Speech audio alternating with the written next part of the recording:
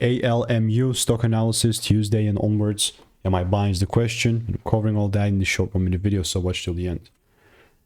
Aeluma stock is a decent $17 top. I mean, decent increase in price, but let's zoom out and look at the broader picture. I mean, first of all, we don't even have that much data, you know, to work with. So even with the limited amount of data that we have here, what I'm looking to do is just double down, buy more, you know. So here's the top. Here's my demand zone. Only if I do see the price pull down and give me some sort of double break, then and only then I'll take things up. But like randomly getting involved, it's not going to be happening. So yeah, this is actually quite simple. Let's get rid of this. Simple in terms of, yes, I'm going to sit here to keep an eye on it. But what I'm not going to do, man, is just randomly start buying.